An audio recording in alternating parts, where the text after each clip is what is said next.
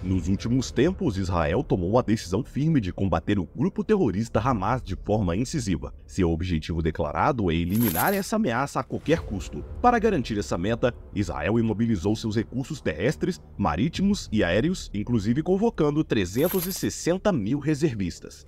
Desde a retirada de Israel de Gaza há 18 anos, houve 2 invasões terrestres significativas. A primeira ocorreu em 2009, conhecida como Operação Chumbo Fundido, que durou 15 dias. A segunda, em 2014, chamada Operação Margem Protetora, teve uma duração de 19 dias. Em ambos os casos, essas operações foram precedidas por ataques indiscriminados de foguetes lançados de Gaza em direção a bairros residenciais israelenses. No entanto, é importante destacar que as operações foram conduzidas principalmente nas áreas próximas à fronteira, evitando entrar nas áreas mais densamente povoadas, como a cidade de Gaza. Nesse momento, tudo indica que a atual ofensiva será de uma escala significativamente maior. O exército israelense sinalizou claramente que esta operação será mais abrangente. Um indicativo desse aumento na intensidade é a decisão de Israel de não mais utilizar o procedimento de bater no telhado. Esse procedimento envolvia um lançamento de um pequeno explosivo no telhado de um edifício como um aviso de evacuação antes de um bombardeio. No entanto, após o massacre indiscriminado de civis israelenses pelo Hamas em 7 de outubro, houve uma mudança perceptível de perspectiva tanto no poder político quanto na população israelense. Nesse cenário, parece que não haverá obstáculos significativos de uma campanha muito mais abrangente. É importante notar que a faixa de Gaza é uma das áreas mais densamente povoadas do mundo, tornando uma campanha militar terrestre que envolve uma guerra urbana extremamente desafiadora e custosa em termos de recursos e vidas, tanto para os israelenses quanto para os palestinos. Além disso, não podemos esquecer que as ameaças a Israel não se limitam ao Hamas. O Irã e grupos regionais apoiados por Teherã representam ameaças ainda maiores. No vídeo de hoje vamos entender com detalhes de onde vêm esses grupos, onde operam, quem os financia e que ameaça eles realmente representam para Israel.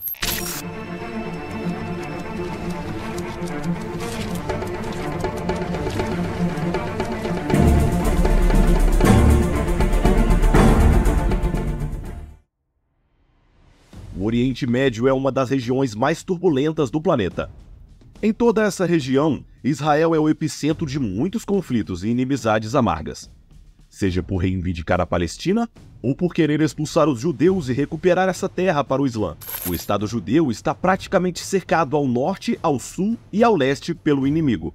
Ao sul, em Gaza, estão o Hamas e a Jihad Islâmica, que são financiados, treinados e armados pela Guarda Revolucionária Iraniana. Ao norte, no Líbano, está o Hezbollah, cuja ala militar opera principalmente na parte do país de maioria xiita. Estamos falando de um grupo terrorista extremamente poderoso, cuja natureza o leva a estar em guerra perpétua contra Israel. Ao nordeste está o regime de Bashar al-Assad na Síria, um aliado histórico dos ayatolás, que é fundamental para que as armas iranianas cheguem ao Hezbollah e para que o Teherã possa ameaçar e, se necessário, atacar o norte de Israel. E, finalmente, no Iraque, podemos encontrar grupos de milícias xiitas, também sob o controle direto do Irã, como a organização Badr ou Kataib Hezbollah, entre outros grupos pró-iranianos que alcançam enorme influência na política iraquiana. Todos, ou a maioria desses elementos, formam um eixo anti-israelense e anti-ocidental, conhecido como o eixo da resistência. Agora, dentro desse eixo, há 2 atores que são particularmente perigosos quando se trata de seu objetivo declarado de aniquilar Israel. Obviamente, o Hamas, que provavelmente já conhecemos bastante, e, acima de tudo, o Hezbollah, um ator-chave em toda essa história. Um grupo muito mais importante e perigoso para Israel do que qualquer outra formação palestina, incluindo, claro, o Hamas. Agora, seja como for, esses 2 grupos, o Hamas e especialmente o Hezbollah, representam a maior ameaça ao Estado judeu. A frente de Gaza se divide em principalmente 2 grupos com poder militar, o Hamas e a Jihad Islâmica Palestina. A principal diferença entre esses 2 grupos é que a Jihad Islâmica é apenas um grupo terrorista que opera principalmente por meio de suas brigadas Al-Quds. O Hamas, por outro lado, além de um braço terrorista, possui também um braço político, que, como todos sabem, é o que governa em Gaza. No entanto, quando se trata da verdade, ambos os grupos são unidos em seu objetivo de combater o Estado judeu. Quando foi fundado em 1987, O Hamas era apenas um grupo de militares radicais, desorganizados e muito rudimentares, uma dissidência da Irmandade Muçulmana. No entanto, desde então, as coisas mudaram muito. O Hamas, que atualmente conta com cerca de 30 mil militares regulares em seu braço armado, também adquiriu uma experiência em combate. As intervenções israelenses em Gaza em 2009 e 2014 deram um grupo muita experiência. Agora, eles formam um exército semiprofissional consideravelmente bem equipado. Um bom exemplo disso são suas capacidades balísticas. Para se ter a ideia, com a ajuda do Irã, o Hamas aprendeu a lidar com o conhecimento de sistemas antimísseis israelenses, a cúpula de ferro, e aumentou tanto o número quanto o alcance dos foguetes. Por exemplo, em 2014, o Hamas conseguiu disparar um máximo de 4.500 foguetes em 50 dias. Enquanto nos confrontos de 2021, o grupo disparou 4.300 foguetes em apenas uma semana e meia. Ou seja, o Hamas poderia ter multiplicado por 5 sua capacidade balística, ao mesmo tempo que melhorou seus foguetes para atingir facilmente cidades distantes, como Tel Aviv ou Jerusalém. Além disso, o Hamas também aprendeu com a guerra de 2014 a esconder muito melhor sua infraestrutura militar. Essa infraestrutura agora está principalmente subterrânea, em bunkers localizados sob hospitais e escolas. Túneis que, aliás, foram construídos em grande parte com materiais de construção doados pela comunidade internacional para impulsionar projetos de reconstrução e desenvolvimento. Esses túneis subterrâneos também servem para esconder armas contrabandeadas do Egito. E como se isso não bastasse, durante os terríveis ataques de 7 de outubro de 2023, o Hamas demonstrou ter inteligência com um certo nível de sofisticação. De acordo com relatos de analistas militares, o Hamas conhecia a posição das câmeras de vigilância israelenses e dos sensores de movimento que o Estado hebreu havia colocado ao longo da fronteira. Muitos desses equipamentos puderam ser destruídos ou inutilizados com armas de guerra eletrônica. Além disso, eles também realizaram parte da incursão em Israel com paraquedistas impulsionados por pequenos motores. O grande risco que as forças de defesa de Israel enfrentam agora no combate urbano é que o Hamas tenha mais surpresas como estas preparadas na cidade de Gaza. Surpresas capazes de transformar uma invasão terrestre em um vespeiro difícil de controlar. Portanto, nesse momento não está claro até onde a incursão militar terrestre em Gaza pode chegar, nem até onde os israelenses estariam dispostos a penetrar. O risco pode se tornar muito alto, mas se você acha que tudo isso relatado aqui já representa um perigo enorme para Israel, a verdade é que ainda não vimos nada. Se há algo que preocupa Israel acima de tudo é o Hezbollah. O Hamas pode ser uma organização muito mais ativa na organização e execução de ataques contra o Estado judeu. Mas quando se trata do Hezbollah, estamos falando de capacidades muito superiores.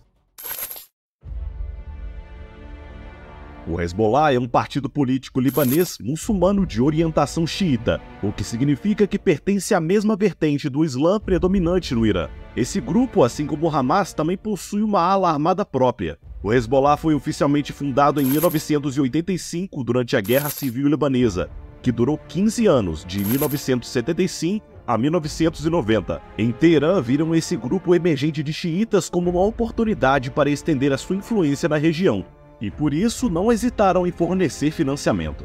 Disse que o próprio Ayatollah Khomeini escolheu o nome Hezbollah, que significa Partido de Alá. A ala política do Hezbollah tem representação parlamentar e considerável poder local, embora nos últimos anos tenha enfrentado crescente descontentamento no Líbano, o que diminuiu seu peso político. No entanto, o mesmo não ocorreu com sua ala militar. Desde 1989, quando o Acordo de Taif determinou que Hezbollah seria a única milícia paramilitar permitida no Líbano, sua ala militar adquiriu um poder imenso e, acima de tudo, possui muitos homens. De acordo com seu líder, Hassan Nasrallah, em 2021, o Hezbollah tinha cerca de 100 mil militantes. No entanto, análises de inteligência internacional reduzem essa cifra para cerca de 20 mil membros regulares e de 20 mil a 30 mil reservistas. Em todo caso, estamos falando dessa que é considerada a força armada não estatal mais poderosa do mundo, a ponto de ser mais poderosa que o próprio exército regular do Líbano. Além disso, ao contrário de grande parte do exército israelense, o Hezbollah tem experiência em combate terrestre. Os israelenses são muito bons em operações aéreas, mas não está claro em que medida são igualmente proeficientes em operações terrestres, ou pelo menos não possuem tanta experiência nessa área. O Hezbollah, por outro lado, conta com militares efetivos com experiência em combate terrestre, uma vez que combateram ao lado de tropas de Bashar al-Assad na Guerra da Síria. Esse detalhe é importante. As tropas do Hezbollah sabem o que é combater, e caso necessário, isso pode ser uma vantagem significativa. No entanto, por que podemos afirmar que o Hezbollah é realmente a chave para Israel e, de forma geral, para a resolução do conflito? Basicamente, isso ocorre porque o exército do Hezbollah é comparável em equipamento ao de qualquer país. Portanto, não estamos tratando de um simples grupo terrorista que utiliza jipes e caminhonetes modificadas em oficinas precárias. O Hezbollah possui armamentos relativamente avançados, como tanques e lançadores de artilharia, além de muitos mísseis e foguetes. Para dar uma ideia, de acordo com o Centro de Estudos Estratégicos Internacionais, o Hezbollah possui cerca de 130 mil mísseis e foguetes. Grande parte desse arsenal consiste em foguetes de artilharia terra-terra portáteis e não guiados. No entanto, eles também possuem numerosos mísseis antiaéreos e antinavio, bem como mísseis guiados de alcance médio, capazes de atacar alvos específicos no interior do território israelense. E isso é muito mais do que o Hamas tem à disposição. E é por isso que se acredita que se o Hezbollah decidir entrar em um conflito armado com Israel, o dano pode ser considerável. Israel continua sendo mais forte, mas o dano pode ser significativo. É por isso que isso gera uma preocupação não apenas em Israel, mas também em países como os Estados Unidos e o Reino Unido. Se o Hezbollah entrar em grande escala no conflito e usar a sua força balística contra Israel, é provável que o Estado de Israel precise de um apoio aéreo e talvez também marítimo para deter essa ofensiva e limitar os danos. Por enquanto, os Estados Unidos e o Reino Unido parecem dispostos a oferecer esse apoio. Dizemos entrar em grande escala porque o Hezbollah já realizou pequenos ataques de menor magnitude, mas que servem para enviar uma mensagem de que eles estão observando tudo o que Israel faz. E se acharem que estão ultrapassando os limites, seus foguetes podem se transformar em uma chuva de fogo contra o território israelense. Mas isso não é tudo. O Hezbollah não é apenas extremamente perigoso para Israel, sua ameaça vai muito além. Ao contrário do Hamas, o Hezbollah é um grupo que atua internacionalmente. Tem sido responsável por numerosos ataques terroristas contra judeus no exterior. Ou seja, para o Hezbollah, a guerra não é apenas contra a existência do Estado de Israel, mas contra os próprios judeus. Assim como o Hamas, o Irã também financia o Hezbollah em um valor que varia de 100 a 800 milhões de dólares anuais, dependendo do ano. Por tudo isso, a entrada do Hezbollah no conflito poderia representar uma mudança radical na situação, com a entrada de mais atores, muito mais pressão sobre as forças de defesa israelense e, em última instância, uma possível escalada com o Irã. Certamente o exército israelense continua sendo muito mais forte, mas o problema é que estaríamos falando de algo muito diferente. De uma operação punitiva, passaríamos para uma verdadeira guerra que poderia ameaçar muitos dos avanços que a sociedade israelense alcançou nos últimos anos. Estamos falando de um grande número de baixas, da paralisação de grande parte da atividade econômica e dos danos materiais significativos. Essa é a ameaça. Por hoje é isso, um abraço e até a próxima.